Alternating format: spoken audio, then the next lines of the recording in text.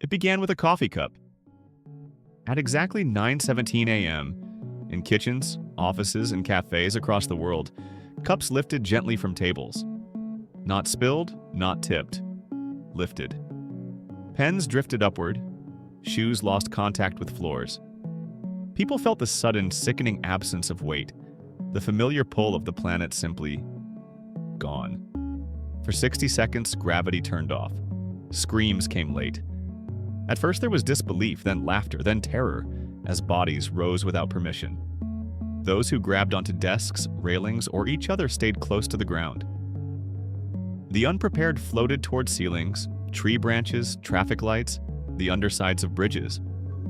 Birds panicked, flapping uselessly in air that no longer held meaning. Oceans shuddered, their surfaces bulging upward as if inhaling. When gravity returned, it did so without mercy. People fell, objects crashed, cars slammed back onto roads, waves collapsed into themselves, sending confused surges across coastlines. Hospitals filled with broken bones and bruises, and the world learned very quickly that the absence of weight was not freedom. It was danger disguised as wonder. The second day was worse, people remembered the time. 9:17 a.m. became a universal pause. Schools drilled for it, construction sites cleared, airlines grounded flights. Cities learned to brace themselves like sailors facing a daily storm that came from below instead of above.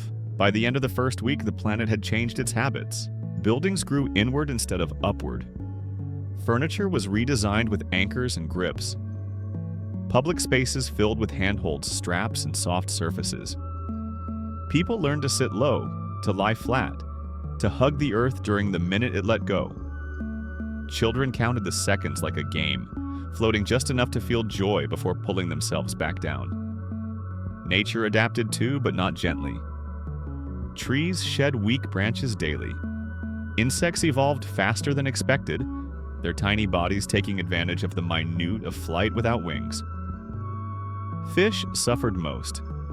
When gravity vanished, entire layers of the ocean lifted, tearing ecosystems apart before slamming them back into pressure and darkness. Coral reefs shattered. Whales changed migration patterns, avoiding the worst moments of vertical chaos. The sky became dangerous. Dust and debris rose every day, forming thin global clouds that took hours to settle. Rain fell strangely, sometimes delayed, sometimes concentrated, as water forgot where it belonged. Weather forecasts began to include the gravity minute, marked in bold red. Human psychology fractured along invisible lines. Some people dreaded the minute, their lives structured entirely around avoiding it. Others chased it.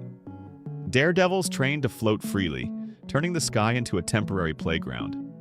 Artists created performances that could only exist for 60 seconds, sculptures made of bodies and fabric and breath. Religious movements formed around the idea of release, claiming the planet was reminding humanity that it did not own the ground beneath its feet. Scientists searched desperately for answers. They found none that satisfied.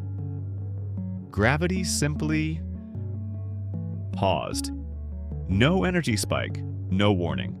Just a daily reminder that one of the universe's most reliable rules could be broken casually, like a habit rather than a law.